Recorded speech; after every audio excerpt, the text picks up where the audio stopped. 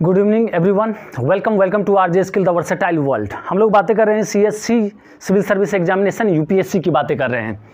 देखिए, इसमें हम लोग टॉपिक चल रहा है क्या, प्रस्तावना, प्रियम्बल, ठीक है। इसमें हम लोग बातें कर रहे थे, है ना, भारतीय समाजवाद, है ना, समाजवाद की बातें कर रहे थे, है ना। और इसमें छोटी सी बातें रह गई थी, है ना, जो कि मैंने बोला था कि नेक्स्ट लेक्चर में हम लोग बातें करेंगे, है ना। मतलब वो क्या है समझ लीजिएगा। जैसे समाजवाद की हम लोग बातें कर रहे थे, तो समाजवाद में हम लोगों ने देखा था क्या, है ना, कि समाजवाद क्या है। तो वेस्टर्न के संदर्भ में भी देखा था और भारतीय समाजवाद भी देखा था, है ना। वेस्टर्न के संदर्भ में आपने देखा था क्या, संपत्ति का समाजीकरण, समानता में विश्वास, मजदूर एवं वंचित वर्गों का कल्याण और शोषण विहीनता। वहाँ पे क्या था, संपत्ति का समाजीकरण। और फिर बाद में जाके क्या हुआ कि दो प्रकार से समाजवाद हो गए, एक मार्क्सवादी और दूसरा लोकतांत्रिक समाजवाद। जैसे मार्क्सवादी, कार्ल मार्क्स, है ना, साम्यवाद, जिसमें क्या था, तो जिसमें सिंपल सी बात आप समझ रहे हैं, वर्ग संघर्ष था, ठीक है, क्रांति था, हिंसा था, मतलब उसके साधन दो हो गए थे। और लोकतांत्रिक में जैसे कि आप जानते हैं कि नेहरू, जयप्रकाश नारायण, ये सब कैसे थे, लोकतांत्रिक थे, यानी लोकतांत्रिक समाजवाद, यानी दोनों आना वहीं चाह रहे थे, दोनों वहीं आना चाह रहे थे, लेकिन रास्ते क्या थे, अलग अलग थे। एक में हिंसा था, दूसरे में क्या था, चुनाव था, प्रगतिशील विधायन था, है ना। उसके बाद योजना बना के कार्मिक विकास था, है ना। तो इस तरह से लोकतांत्रिक था। और भारतीय समाजवाद, है ना, जैसा कि आपने देखा था कि डीएस नकारा केस में, डीएस नकारा केस 1982, इसमें क्या बताया गया था, भारतीय समाज, सुप्रीम कोर्ट ने बताया था, एससी ने बताया था क्या, कि आय की असमानताएं को कम करना, आय की असमानताएं को कम करना, दूसरा क्या था, तो जीवन स्तर की असमानताएं को कम करना, जीवन स्तर की असमानताएं को कम करना, मजदूर एवं वंचित वर्गों का कल्याण,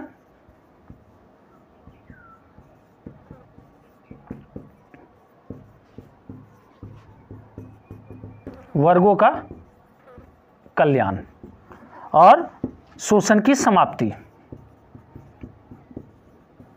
देखिए, ये क्या है, भारतीय समाजवाद है। लेकिन आरोप लग रहा है, समझिएगा, आरोप क्या लग रहा है कि भारतीय समाजवाद खतरे में है। आरोप क्या लग रहा है कि भारतीय समाजवाद खतरे में है। भारतीय समाजवाद यानी प्रस्तावना में वर्णित, यानी कहते हैं ना, संविधान खतरे में है, प्रस्तावना में वर्णित समाजवाद। देखिए, यही क्या कह रहा है कि आरोप लग रहा है भारतीय समाजवाद यानी प्रस्तावना में वर्णित समाजवाद, है ना, खतरे में है ना। देखिए, यहां पे मैं वही लाइन लिख रहा हूं जो कि बातें हो रही है कि संविधान खतरे में है ना। जैसे निजीकरण की बातें आती है, संविधान खतरे में है। भाई, कहां संविधान खतरे में है ना, बताइए, है ना। तो भारतीय समाजवाद यानी प्रस्तावना में वर्णित समाजवाद खतरे में है ना। तो ये कब हुआ, जब न्यू इकोनॉमिक पॉलिसी आई, नई आर्थिक नीति, है ना। जैसे ही मोदी जी की बातें आती है ना, समझिएगा बातें, नई आर्थिक नीति, है ना, new economic policy, new economic policy, समझिएगा। तो नई आर्थिक नीति मतलब एलपीजी, है ना, लिबरलाइजेशन, प्राइवेटाइजेशन,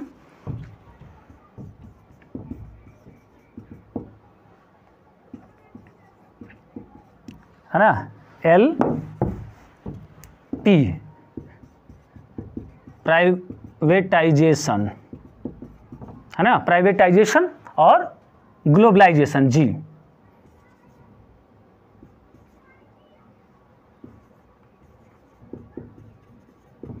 देखिए, अगर हम बातें करें उदारीकरण, है ना, नई आर्थिक नीति, उदारीकरण है, निजीकरण और वैश्वीकरण, ठीक है, या भूमंडलीकरण। तो समझिए, नई आर्थिक नीति जो है ना वो मोदी जी नहीं लाए थे, है ना, ऐसा नहीं कि बीजेपी की सरकार लेके आई, है ना। तो ये जो कांग्रेस ने ही लाया था, मतलब राव मनमोहन मॉडल ये जो आया था, अगर हम बातें करें तो 19, ठीक है, ये जो आया था कब आया था, 1991 में ही क्या आया था, न्यू इकोनॉमिक पॉलिसी आया था, ठीक है। उदारीकरण का मतलब होता है क्या, नियम और प्रक्रिया को सरल बनाना। निजीकरण का मतलब होता है कि जो भी, है ना, कंपनी है या कोई भी सेक्टर है उसे क्या निजी हाथों में सौंप देना, या कोई भी उपक्रम है उसको क्या निजी व्यक्ति के हाथों में सौंप देना। और वैश्वीकरण क्या है, इसके अकॉर्डिंग वैश्वीकरण का मतलब यह है कि भारत की अर्थव्यवस्था को विश्व की अर्थव्यवस्था के साथ जोड़ना, है ना। मोदी जी जो ये यात्रा कर रहे हैं यही है ना, कि विश्व की अर्थव्यवस्था के साथ कनेक्ट करना चाह रहे हैं। वो चाह रहे हैं कि विदेशों से कंपनी आए और भारत में आके इन्वेस्ट करे, है ना। और भारत में इन्वेस्ट करने के लिए वो क्या होगा, उदारीकरण होना चाहिए। यानी क्या, नियम और प्रक्रिया सरल बनेगा तभी तो कोई आना चाहेगा। अब बहुत सारे टैक्स लगा दिए जाएंगे, बहुत सारे, तो फिर वो आना नहीं चाहेगा ना। और आएगा कोई भी कंपनी तो कहाँ के लोगों को रोजगार मिलेगा, भारत के लोगों को ही रोजगार मिलेगा, ठीक है। प्राइवेटाइजेशन, आप जैसे देख रहे हैं कि एयरपोर्ट अडानी के पास चला गया, है ना, या फिर हम कोई भी सेक्टर के बारे में बोले तो वो अंबानी को दे दिया जा रहा है, यानी अडानी अंबानी यही सब हो रहे हैं। तो देखिए, अगर हम प्राइवेटाइजेशन की बातें करें तो यहाँ पे समझिएगा, है ना, कि प्राइवेटाइजेशन करने का वजह क्या है। पहले आपको पता है कि लोकतांत्रिक, अगर हम समाजवाद की बातें करें, नेहरू की समाजवाद की बातें करें, तो 1969 तक बैंकों का राष्ट्रीयकरण हुआ था, है ना। तो वहाँ तक की बातें करें तो लोकतांत्रिक समाजवाद, तो समझिएगा वहाँ पे क्या हो रहा था लोकतांत्रिक समाजवाद में, कि नियम और प्रक्रिया जो है वो थोड़े से टफ थे, है ना। जैसे कि आप जान रहे हैं कि एयर इंडिया किसका था, एयर इंडिया टाटा का ही था। अब टाटा का ही था और क्या हुआ, उसे पब्लिक का बना दिया गया, है ना, सरकारी बना दिया गया। अब सरकारी बना दिए गए तो सरकारी बना देने के बाद, जैसे कोई कंपनी ही, अगर कोई कंपनी है और उसमें क्या हो रहे हैं कि नेता के बेटा, है ना, भाई भतीजा, है ना, यही सब जा रहे हैं उसमें। अगर ये सब ही जाते हैं, जिसको आप लोग बोलते हैं नेपोटिज्म, है ना, तो बात समझिएगा, वही बातें वहाँ पे भी हो रही कि नेपोटिज्म। तो नेपोटिज्म जो है ना वो खा गया, और खा कैसे गया, प्राइवेटाइजेशन जैसे ही होगा तो उनसे थोड़े से दूर होंगे, समझिएगा। तो जैसे ही उसमें गए, कंपनी में बहुत सारे लोग भर गए। अब वो जो है ना कंपनी घाटे में जा रही है, कंपनी क्या हो रही है, घाटे में जा रही है। कोई काम करना है तो अरे चाचा जी विधायक हैं, अब चाचा जी विधायक हैं तो फिर भतीजा क्या करेगा, है ना। कोई काम बोलो अरे हम देख लेंगे, तो प्रोडक्शन कम हो रहा है, कंपनी घाटे में जा रही है ना, सरकार को वेतन देना पड़ रहा है, सैलरी देना पड़ रहा है। अब इस तरह से जब होंगे तो फिर क्या होगा, हमारा देश डेवलप नहीं करेगा। तो इसी के लिए क्या हुआ, प्राइवेटाइजेशन, निजीकरण किया जाने लगा, है ना। और निजीकरण में क्या होता है कि निजीकरण में निजी व्यक्ति के हाथों में सौंप दिया गया, और निजी व्यक्ति के पास टेक्नोलॉजी बेहतर है ना, टेक्नोलॉजी बेहतर है, प्रोडक्शन अच्छे करवा रहे हैं, ठीक है। इससे क्या हो रहा है कि हमारा देश भी डेवलप हो रहा है, ठीक है। तो निजीकरण की बातें यहीं पे हो जाती है। ग्लोबलाइजेशन, है ना, वैश्वीकरण, यानी भारतीय अर्थव्यवस्था को विश्व की अर्थव्यवस्था के साथ जोड़ना, ठीक है। तो ये न्यू इकोनॉमिक पॉलिसी लाने वाले कौन थे, राव मनमोहन, ठीक है, राव मनमोहन मॉडल कहते हैं, ठीक है, जो 1991 में ही आया था। तो इस बात को समझ गए होंगे। तो भारतीय समाजवाद की अगर हम बातें करें तो वो खतरे में नहीं है, क्योंकि यहां पे संपत्ति का समाजीकरण नहीं है। इसके अकॉर्डिंग क्या हो रहा है, न्यू इकोनॉमिक पॉलिसी के अकॉर्डिंग ये हो रहा कि पूंजीवाद तो मजबूत हो रहा है, लेकिन भारतीय समाजवाद खतरे में नहीं है, क्योंकि भारतीय समाजवाद का डेफिनेशन जो है ना, एक्सप्लेनेशन जो है वो डीएस नकारा के 1982 में देखिए क्या दिया गया था। आय की असमानताएं को कम करेंगे, जीवन स्तर की असमानताएं को कम करेंगे, मजदूर एवं वंचित वर्गों का कल्याण और शोषण की समाप्ति। तो इससे क्या है, भारतीय समाजवाद खतरे में नहीं है, क्योंकि मजदूर एवं वंचित वर्गों के कल्याण के लिए इंक्लूसिव ग्रोथ, है ना, समावेशी विकास, सरकार क्या कर रही है, कल्याणकारी योजनाएं चला रही है ना। आपने देखा होगा कि कोविड में भी क्या कर रहे हैं, अनाज दे रहे हैं, है ना। तो ये सारी योजनाएं चलाई जा रही है और भी बहुत सारे विकास करने के लिए मजदूर को सहायता दिए जा रहे हैं, है ना। जो वंचित वर्ग हैं उन्हें सपोर्ट किया जा रहा है ना। तो ये है भारतीय समाजवाद। तो यहां तक की बातें हो गई। इसके बाद जो है नेक्स्ट टर्म है पंथ निरपेक्ष। तो हम समझते हैं पंथ निरपेक्ष क्या है।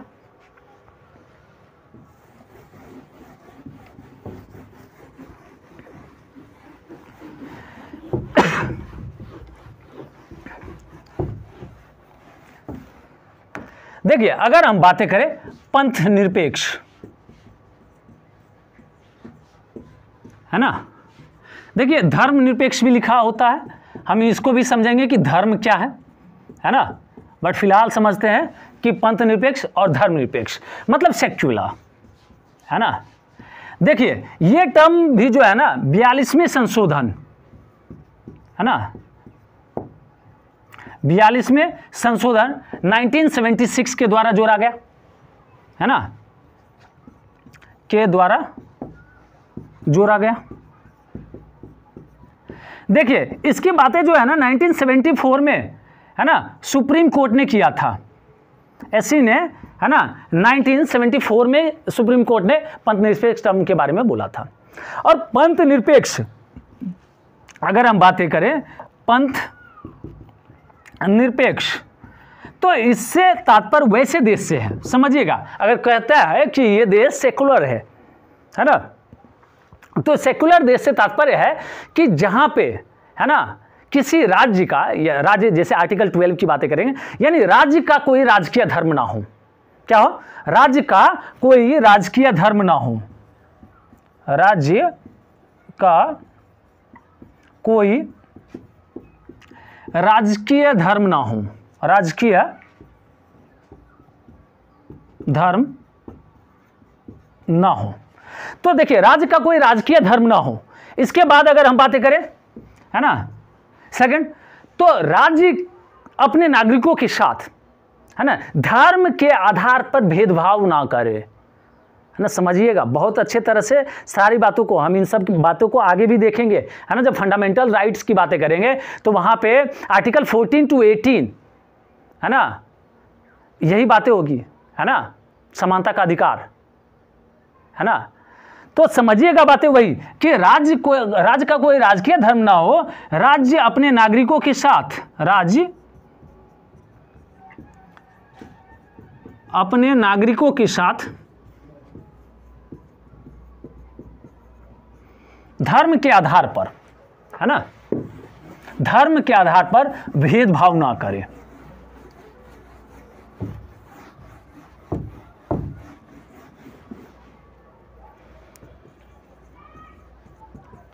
धर्म के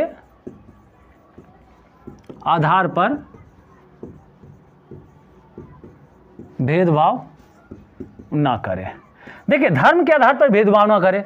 इसके बाद अगर हम बातें करें तो क्या होगा कि धार्मिक स्वतंत्रता का अधिकार होगा, है ना। अगर हम बातें करें तो राज्य के नागरिक, है ना, राज्य के नागरिक अपने धर्म के अनुसार, है ना, अनुसार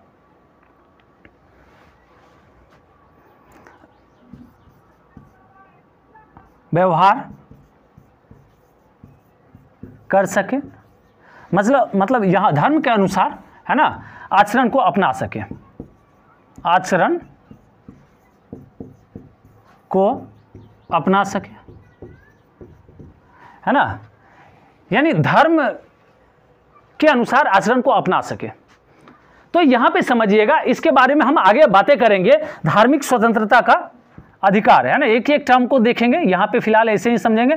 धार्मिक स्वतंत्रता का अधिकार जो कि एक फंडामेंटल राइट्स है अधिकार, यानी आर्टिकल 25 टू आर्टिकल अनुच्छेद 28 तक धार्मिक स्वतंत्रता का अधिकार। यहां पे अगर हम बातें करें तो आर्टिकल 14 टू आर्टिकल 18 ये भी फंडामेंटल राइट्स में हम लोग देखेंगे। तो ये है पंथ निरपेक्ष। तो समझिएगा, राज्य का कोई राजकीय धर्म ना हो।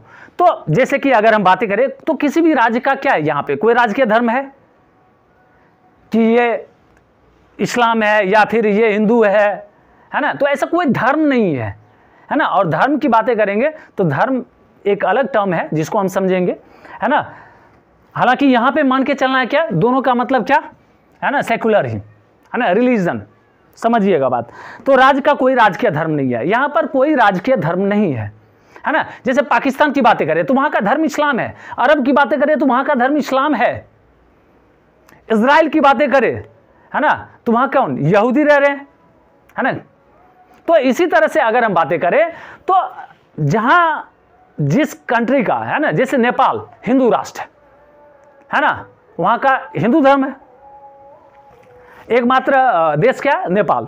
तो राज्य का कोई राजकीय धर्म ना हो, राज्य अपने नागरिकों के साथ धर्म के आधार पर भेदभाव ना करे। मान लो कि अगर योगी जी है ना, योगी जी के बारे में बहुत ज़्यादा अच्छी तरह से जान रहे हैं सभी, है ना, यूपी के सीएम है। अगर यूपी के सीएम है तो वो अपने नागरिकों के साथ ऐसा तो रहे हैं कि धर्म के आधार पे वो जान जाएंगे कि वो मुस्लिम है तो उसको यहाँ से शिफ्ट कर दो, ऐसा कुछ है नहीं है ना। हम देखेंगे वोट की राजनीति, देखेंगे कि वोट की राजनीति क्या होगी, लेकिन फिलहाल समझेंगे क्या, अपना चलना है हमेशा संविधान के अकॉर्डिंग। तो ऐसा नहीं करेंगे योगी जी कि धर्म के आधार पे भेदभाव करेंगे। अगर मान लीजिए यूपीएससी का कोई फॉर्म भरा है तो ऐसा नहीं कि धर्म देख के कहेगा कि तुम हिंदू हो और तुम मुसलमान हो, तुम हिंदू हो तो फॉर्म भर सकते हो, मुस्लिम हो तो फॉर्म नहीं भर सकते हो, ऐसा होगा नहीं होगा, है ना। तो हमारा देश कैसा देश है, सेकुलर है, समझिएगा बात। तो यूपीएससी का फॉर्म भरना है तो कौन भरेगा, हिंदू भी भर सकता है, मुस्लिम भी भर सकता है, क्रिश्चियन भी भर सकता है, ठीक है। तो समझिएगा, तो यहां पे यही चीज है, राज्य अपने नागरिकों के साथ क्या करेगा, भेदभाव नहीं कर सकता है। उसके बाद राज्य के नागरिक अपने धर्म के अनुसार आचरण को अपना सकते हैं, है ना। ऐसा नहीं है कि मान लीजिए, सिंपल सी बात समझिएगा कि मान लीजिए कि राज्य का कोई नागरिक है ना, उसे पूजा पाठ करना है ना, हिंदू रीति रिवाज के अकॉर्डिंग, तो ऐसा नहीं है कि सरकार मना कर देगा कि नहीं करना है। या फिर मुस्लिम है, उसे अगर नमाज पढ़ना है तो ऐसा नहीं कि उसे मना कर दिया जाएगा, नहीं रोका जाएगा। क्यों नहीं रोका जाएगा, तो ये आप देख रहे हैं कि भारत जो है वो पंथ निरपेक्ष है, सेकुलर है, ठीक है। देखिए सेकुलर टर्म जो है बाद में जोड़ा भी गया था। तो ये एक्चुअल में क्या था, संविधान सभा ने जो बनाया था वो आर्टिकल 25 टू आर्टिकल 28 की बातें करते हैं, ठीक है। आर्टिकल 25 टू आर्टिकल 28 की बात, मतलब डायरेक्ट प्रस्तावना में नहीं था, है ना। इसे बाद में प्रस्तावना में 1976 में संविधान संशोधन में बताए थे। बात वही हुई थी कि धार्मिक स्वतंत्रता का अधिकार है। तो संविधान सभा के सदस्य जो थे वो हमारे इस भारत की कल्पना किए थे, इसलिए इस सेकुलर टर्म को कहां जोड़ा गया, प्रस्तावना में जोड़ा गया बाद में, ठीक है। तो ये क्या है, पंथ निरपेक्ष।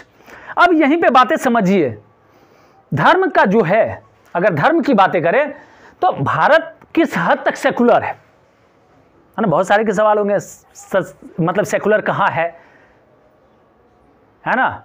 कोई बातें करते हैं हिंदू राष्ट्र की, है ना। तो समझिएगा, तो यहां पे जो है भारत सेकुलर है। एक आप केस जानते होंगे, नूपुर शर्मा का केस भी आया था, है ना, उसने कुछ बोल दिया था। तो देखिए वहां पे भी नूपुर शर्मा का जो केस आया था तो वो क्या था, भारत सरकार का डिसीजन था, है ना। क्योंकि आप फॉर्म देख रहे हैं तो वहां पे किसका डिसीजन होता है, भारत सरकार का, है ना। कोई भी नोटिफिकेशन आता है किसके नाम से आता है, इंडियन गवर्नमेंट, ऐसा आता है बीजेपी सरकार। तो जैसे ही आपने देखा कि खाड़ी के देशों में कुछ हलचल होने लगी थी तो भारत सरकार ने अपना तुरंत नोटिफिकेशन जारी किया। क्योंकि देखिए किसी भी पार्टी का पर्सनल मुद्दा हो सकता है ना, पार्टी क्या करती है मैटर नहीं करता है, वो तो वोट बैंक की राजनीति है ना। लेकिन डिसीजन अगर इंडियन गवर्नमेंट की बातें करें तो वो संविधान के अकॉर्डिंग होगा। बीजेपी क्या करती है, कांग्रेस क्या करती है ना, ये मैटर नहीं करता है। जो भी नोटिफिकेशन होगा वो किसके अकॉर्डिंग होगा, इंडियन गवर्नमेंट, और इंडियन गवर्नमेंट का जो भी नोटिफिकेशन होगा वो किसके अकॉर्डिंग होगा, संविधान के अकॉर्डिंग होगा। ठीक है, तो देखिए यही था क्या, पंथ निरपेक्ष। हाँ, भारत किस हद तक सेकुलर है, तो इस पे अगर हम बातें करें तो आप देख रहे हैं कि धर्म की राजनीति होती है ना। धर्म के नाम पे वोट बैंकिंग होती है ना। क्योंकि आपने देखा होगा कि धर्म के आधार पे बहुत सारे जगह ऐसे हैं जहां पे मान लीजिए मुस्लिम कैंडिडेट ही जीत सकते हैं इलेक्शन में, है ना। पॉपुलेशन मैप बना लेते हैं कि यहां से इस कैंडिडेट को खड़ा करो, जीत जाएगा, है ना। जहां पे मुस्लिम बहुल एरिया होंगे वहां पे क्या होगा, हिंदू नहीं जीत सकता है। भारत की यही विडंबना है ना, वहां से मुस्लिम ही जीतेगा। कितने पढ़े लिखे हो मैटर नहीं करेगा, या फिर कहीं से हिंदू है मुस्लिम कम है, मुस्लिम जीत नहीं सकता। तो वो वोट बैंक की राजनीति है, और हम लोगों को वोट बैंक की राजनीति से उठ के समझना है ना। हमें भारतीय संविधान को समझना है, हमें अपने ओरिजिनल भारत को समझना है कि हमारा भारत कैसा है। ठीक है, धर्म की अगर हम बातें करें जैसा कि देखिए मोदी जी अगर राम मंदिर के उद्घाटन में गए, तो अगर मोदी जी राम मंदिर के उद्घाटन में पहुंचे तो वहां पे प्राइम मिनिस्टर की हैसियत से नहीं पहुंचे होंगे। वहां जो पहुंचे होंगे उनका फंडामेंटल राइट्स के अकॉर्डिंग पहुंचे होंगे। लेकिन लोगों की नजरों में क्या हो गया है ना, कि मोदी जी हिंदूवादी। हम झुकाव की बातें नहीं कर रहे हैं, ठीक है, हम बातें कर रहे हैं जब उनसे पूछा जाएगा तो वो क्या जवाब देंगे। और वो हमारे प्राइम मिनिस्टर हैं, और हमें अपने प्राइम मिनिस्टर का सम्मान करना चाहिए। वो उनका फंडामेंटल राइट है, वो आचरण कर सकते हैं अपने धर्म के अकॉर्डिंग।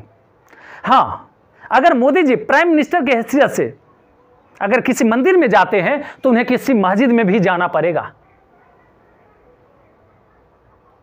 अगर वो प्राइम मिनिस्टर की हैसियत से कोई भी काम करेंगे तो वो सभी को बराबर नजरों से देखेंगे। अगर योगी जी होंगे, है ना, योगी जी अगर सीएम में हैं तो वो सीएम जब तक हैं तब तक वो सीएम की कुर्सी पे जब तक हैं वो तब तक वो सभी को अपने नागरिक के अकॉर्डिंग देखेंगे। और जानते हैं ये सबका साथ सबका विकास, बात यही है। तो समझिएगा बात, ऐसा नहीं है।